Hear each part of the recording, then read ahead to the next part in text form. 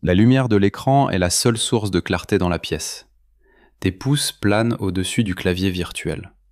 Le message est déjà long. Une dissertation du cœur, une plaidoirie où chaque mot est pesé, chaque virgule une tentative de te faire comprendre. Tu expliques. Encore. Tu expliques pourquoi son silence de 3 heures a pesé comme 3 jours. Tu expliques pourquoi sa réponse laconique, ce simple « ok », a sonné comme une porte qui se ferme. Tu expliques que ta réaction n'est pas une exagération, mais le résultat d'une accumulation, d'une fatigue émotionnelle que tu ne peux plus porter seul. Tu te relis. Tu effaces une phrase, la jugeant trop accusatrice. Tu en réécris une autre, craignant qu'elle ne soit pas assez claire. Chaque lettre que tu tapes est une goutte d'énergie que tu verses dans un récipient qui semble sans fond. Tu n'es pas en train d'écrire un message. Tu es en train de postuler pour obtenir le droit de ressentir ce que tu ressens. Tu demandes une permission. La permission que ta douleur soit reconnue comme légitime. La permission que ta sensibilité ne soit pas qualifiée de trop. La permission d'exister, avec tout ce que tu portes, sans être un problème à résoudre. Et dans ce processus, tu es devenue, sans même t'en rendre compte, l'avocate de tes propres émotions. Tu passes tes jours et tes nuits à monter un dossier, à rassembler des preuves, à construire des arguments pour un procès qui n'a lieu que dans ton propre système nerveux. Le juge, c'est lui. Ou plutôt, l'image que tu t'es faite de lui. Et le verdict que tu attends, ce n'est pas « je t'aime », c'est « je te comprends », c'est « tu as le droit de te sentir comme ça ». Le téléphone est lourd dans tes mains. Pas à cause de son poids physique, mais à cause du poids de tout ce que tu essaies de lui faire porter. Tu es épuisé. Pas seulement par cette situation, par ce soir. Tu es épuisé par des mois, peut-être des années, à être la traductrice de ton propre cœur. Et la question silencieuse qui monte n'est plus « va-t-il enfin comprendre ?» La question devient « combien de temps encore vais-je accepter de devoir expliquer ma propre existence ?» Ce dont nous allons parler aujourd'hui, ce n'est pas de la énième stratégie pour le faire réagir.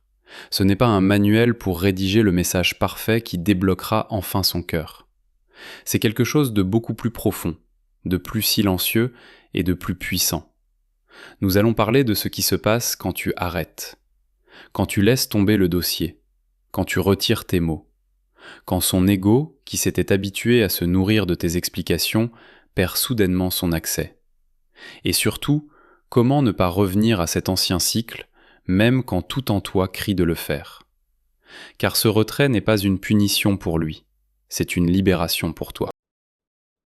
Chaque fois que tu te lances dans une longue explication, tu ne le fais pas par plaisir. Tu fais parce qu'une partie de toi croit sincèrement que la connexion ne peut être restaurée que par la compréhension. Tu crois que si seulement tu trouvais les bons mots, le bon ton, la bonne analogie, un pont se construirait au-dessus du fossé de son silence ou de sa distance. Tu agis avec la plus grande intégrité de ton cœur. Tu offres ta vulnérabilité comme une offrande de paix. Mais il y a un mécanisme caché dans cette dynamique. Un mécanisme que son ego, souvent inconsciemment, a appris à utiliser. Tes explications, même si elles sont remplies de ta douleur, lui confèrent un pouvoir immense. Le pouvoir de valider ou d'invalider ta réalité émotionnelle. Tant que tu expliques, il est celui qui écoute, qui juge, qui pèse le pour et le contre. Il est en position de force, même quand tu l'accuses. Il est celui qui détient la clé de l'apaisement. Il peut choisir de dire « je comprends maintenant » et la tension retombe. Ou il peut dire « tu te prends la tête pour rien » et te laisser avec ta douleur, maintenant doublée d'un sentiment d'illégitimité. Ton non-paragraphe détaillé lui donne un rôle central. Il devient le soleil autour duquel tes émotions gravitent. Il est l'arbitre. Et toi, tu es celle qui doit prouver son cas. Son ego n'est pas nécessairement celui d'un homme arrogant qui se délecte de son pouvoir. C'est souvent l'ego d'un homme qui est mal à l'aise avec l'intensité émotionnelle, la sienne et celle des autres. Tes explications lui permettent de rester dans sa tête, dans le domaine de la logique et de l'analyse. Il peut décortiquer tes arguments, trouver des failles, rationaliser son propre comportement. Je n'ai pas répondu parce que j'étais occupé. Tu interprètes mal mon silence. Il transforme ton ressenti en un problème intellectuel. Et pendant qu'il fait ça, il n'a pas à ressentir.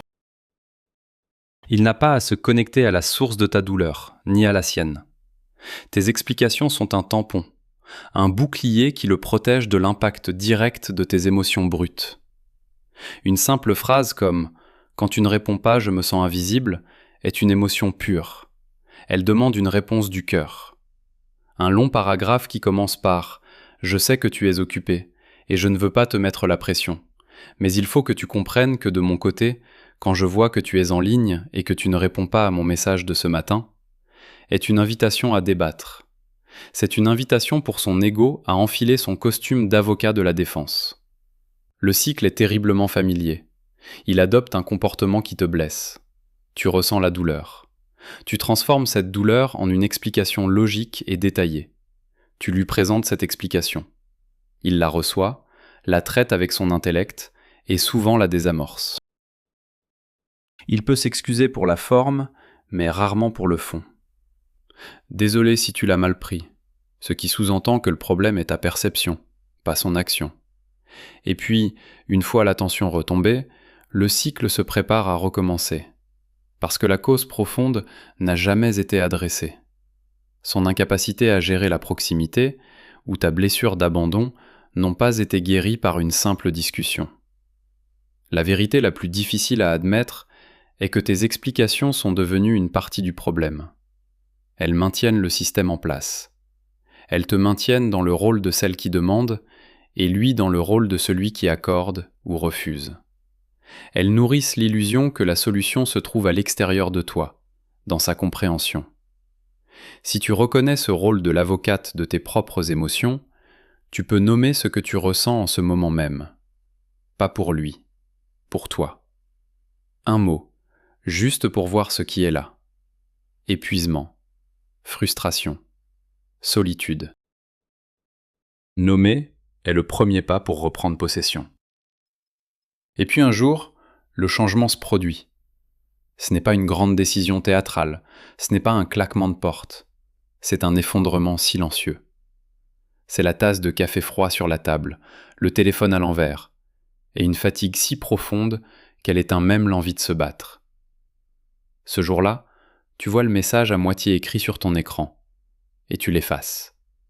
Non pas par colère ou par stratégie, mais par épuisement. Ton corps, ton système nerveux, a atteint sa limite. Il ne peut plus produire l'énergie nécessaire pour une nouvelle plaidoirie. C'est à cet instant précis que son ego perd l'accès. En retirant tes explications, tu crées un vide, un espace que tes mots avaient l'habitude de remplir. Dans ce vide, il n'y a plus ton récit, ta douleur, tes justifications. Il n'y a que son comportement, brut, sans le filtre de ton interprétation. S'il a été distant, il reste seul avec sa distance. S'il a été ambigu, il reste seul avec son ambiguïté. Tu ne lui offres plus le confort de pouvoir réagir à ton drame, au lieu de faire face à ses propres actions. Cette perte d'accès est profondément déstabilisante pour un ego qui s'était habitué à être le centre. Il s'attendait à ta réaction. Il s'attendait au long message.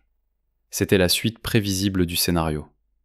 Ton silence, ou ta réponse neutre et courte, est une rupture de pattern. Il envoie une flèche et s'attend à entendre le bang de l'impact. Mais il n'entend rien. Le silence. Il se demande si la flèche a atteint sa cible. Il perd son point de repère. Il ne perd pas l'amour ou l'attention au sens romantique. Il perd quelque chose de plus subtil. Il perd le miroir de son propre impact. Tes réactions, même négatives, lui confirmaient qu'il avait de l'importance, qu'il avait le pouvoir de t'affecter. C'est une forme de validation narcissique, même si elle est mineure et inconsciente. Quand tu cesses de réagir de la manière attendue, il se regarde dans le miroir et ne voit plus rien. Il est forcé de se demander « Qu'est-ce que je suis en train de faire ?» ou, plus probablement au début, « Qu'est-ce qu'elle est en train de faire ?» Sa première réaction ne sera probablement pas une prise de conscience profonde. Ce sera de la confusion, peut-être de l'irritation. Pourquoi elle agit bizarrement ? Elle joue à un jeu ? Il pourrait même essayer de te provoquer pour obtenir la réaction familière. Il pourrait accentuer son silence ou poster quelque chose d'ambigu sur les réseaux sociaux, en attendant que tu mordes à l'hameçon et que tu reviennes avec tes explications. C'est l'ego qui essaie de rétablir la connexion à sa source d'énergie habituelle. C'est là que la psychologie jungienne nous offre une clé de lecture puissante. En psychologie analytique, l'animus est l'archétype du masculin à l'intérieur de la psyché d'une femme. Il représente entre autres la capacité de discernement, la logique, le jugement, la parole structurée. Quand tu passes ton temps à expliquer tes émotions à un homme extérieur, tu es en train de projeter ton propre animus sur lui. Tu lui donnes le rôle de juger de la validité de ton monde intérieur. Tu lui demandes d'être ton principe de réalité. Dis-moi que ce que je ressens est vrai. Le moment où tu arrêtes d'expliquer, c'est le moment où tu commences à retirer cette projection. C'est un acte d'individuation, le processus par lequel tu deviens un individu psychologiquement entier et non divisé. Tu cesses de chercher à l'extérieur l'autorité qui ne peut venir que de l'intérieur.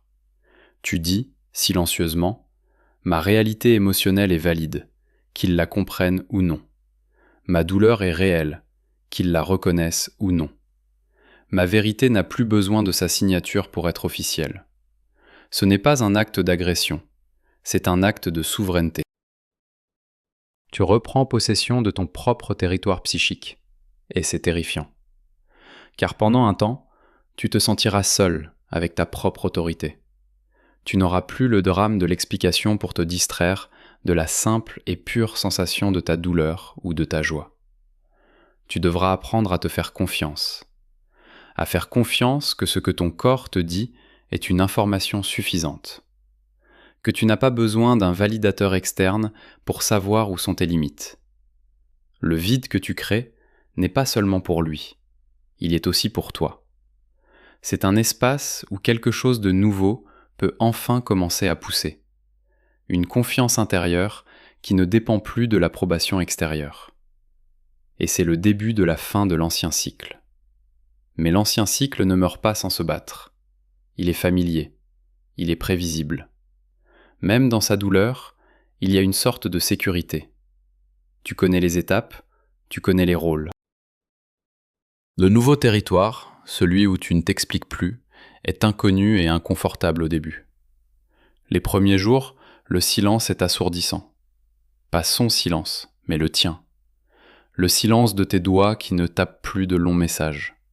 Le silence dans ta tête, qui n'est plus occupé à préparer ta prochaine défense. Ce silence est d'abord rempli d'anxiété. Une voix intérieure, celle de l'ancien schéma, commence à murmurer.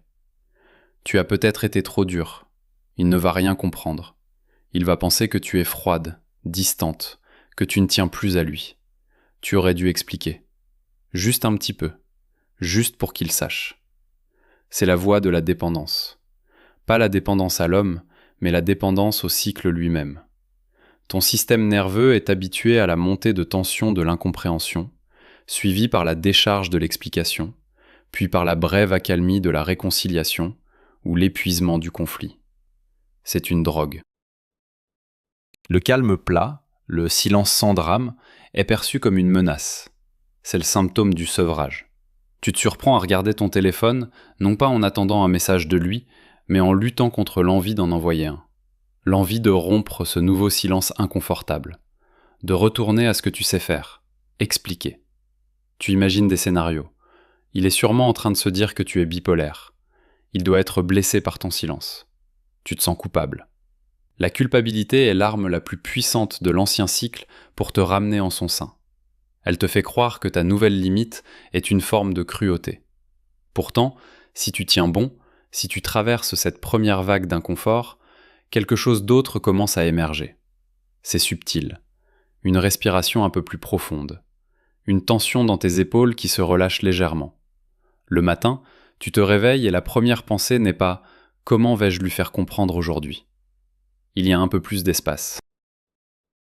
L'énergie que tu dépensais à traduire tes sentiments est maintenant disponible pour autre chose. Pour toi. C'est un épisode profondément humain et solitaire. Personne ne peut voir cette bataille intérieure.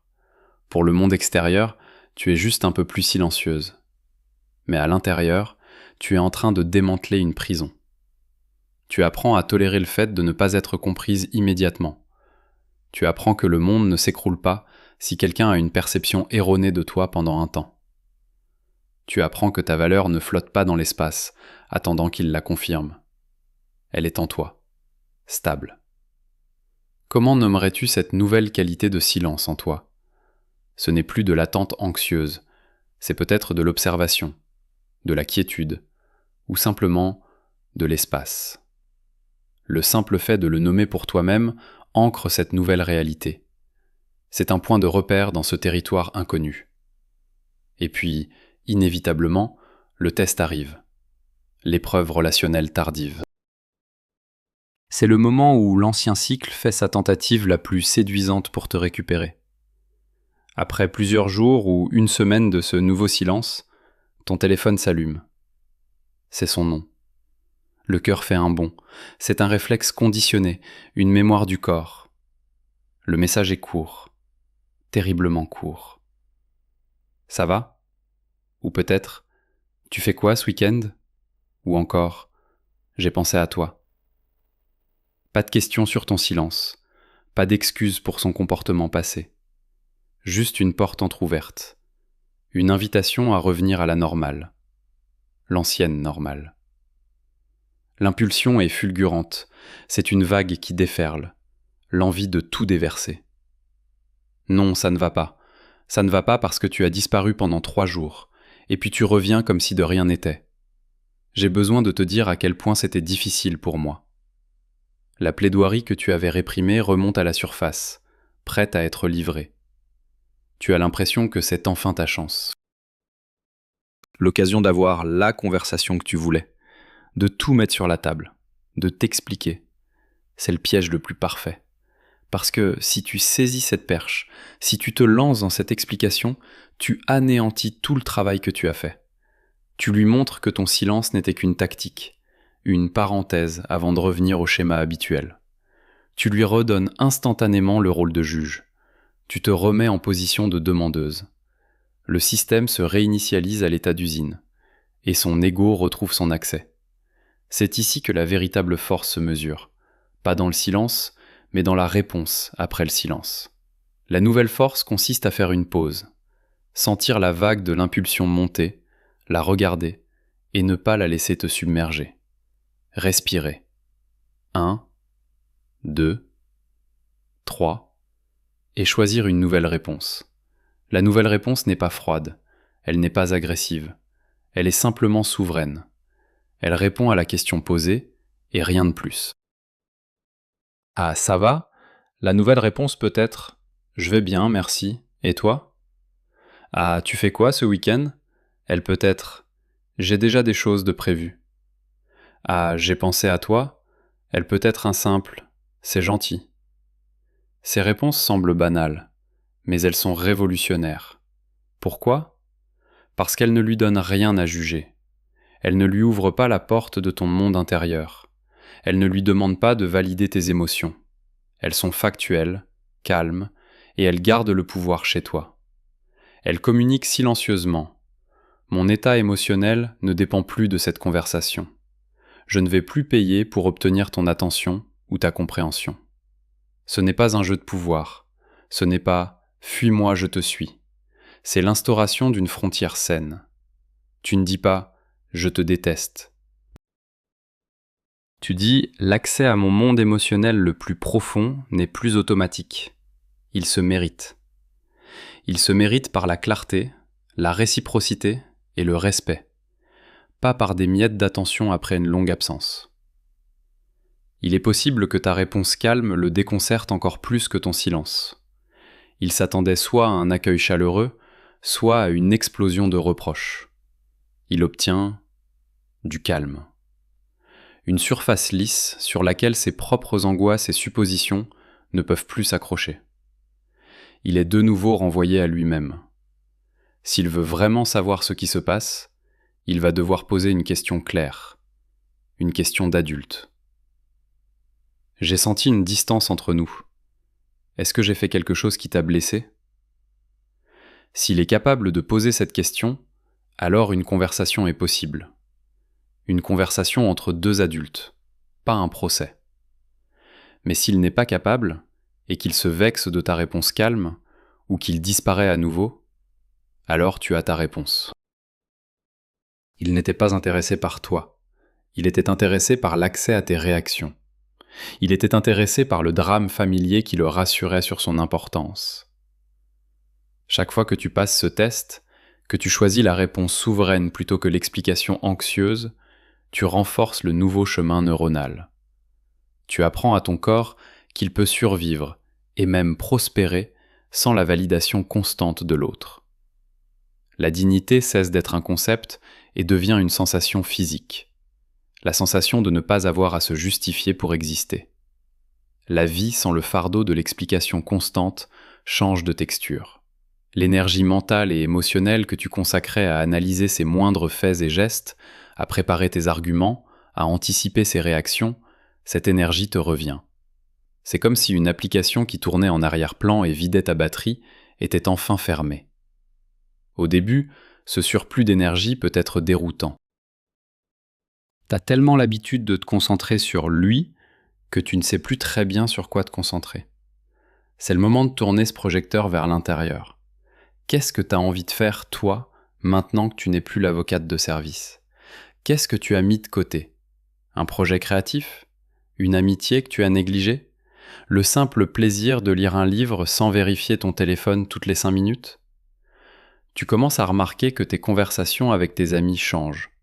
Tu parles moins de lui, de ce qu'il a dit, de ce qu'il n'a pas dit. Tu parles plus de toi, de tes doutes, de tes espoirs, de tes projets. Ton centre de gravité psychique a migré. Il n'est plus dans son téléphone, dans sa tête, dans sa réaction. Il est revenu dans ton propre corps. Cela ne veut pas dire que tu ne ressens plus rien pour lui. Les sentiments ne disparaissent pas sur commande. Mais la nature de ces sentiments change. L'anxiété qui s'y mêlait commence à se dissiper. Tu peux ressentir de l'amour ou de l'affection pour lui, tout en maintenant fermement la limite « je ne négocierai plus ma paix intérieure en échange d'une connexion ». Cette nouvelle position change radicalement la dynamique du pouvoir, non pas pour le dominer, mais pour atteindre un équilibre. Tu cesses d'être une option facile pour combler sa solitude ou son ennui. Pour interagir avec toi, il doit maintenant se montrer sous un jour plus authentique, plus clair. La femme qui explique tout est une proie facile pour l'ambiguïté. La femme qui est calme et souveraine exige, par sa simple présence, de la clarté. Si cet homme est capable de maturité, il le remarquera.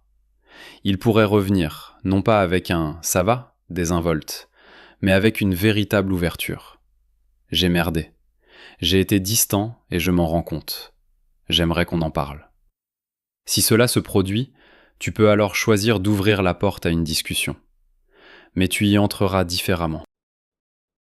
Non pas comme une victime qui doit prouver sa douleur, mais comme une égale qui vient discuter d'un problème commun.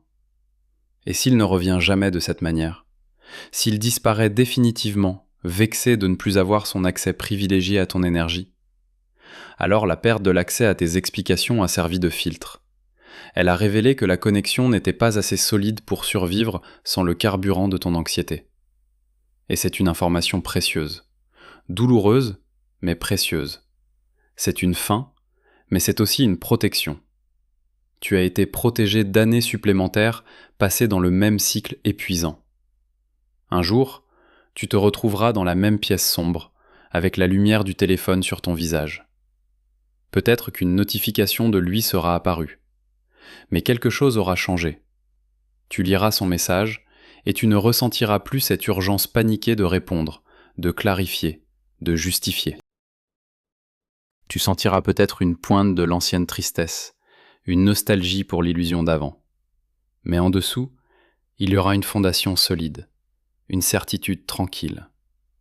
Tu poseras le téléphone, tu te lèveras, et tu iras te faire une tasse de thé. Et dans ce simple geste, il y aura plus de pouvoir et de dignité que dans tous les longs paragraphes que tu as jamais écrits. Si tu es prête à ne plus être l'avocate de ton cœur, tu peux laisser une phrase promesse pour toi-même dans les commentaires. Pas une grande déclaration pour le monde, mais une encre pour toi. Une phrase comme « Ma vérité n'a plus besoin de sa permission » ou « Je choisis la clarté, en moi d'abord ». Ce chemin n'est pas celui de la haine ou de l'indifférence. C'est le chemin du respect de soi. C'est comprendre que le plus grand amour que tu puisses te donner est de ne plus jamais accepter de devoir prouver que tu mérites d'être entendu. Ta valeur n'est pas négociable. Tes sentiments sont des faits. Et ton énergie est la ressource la plus précieuse que tu aies. Ne la confie plus à ceux qui ne savent pas la chérir. Laisse-la t'éclairer de l'intérieur. C'est là que la vraie vie commence.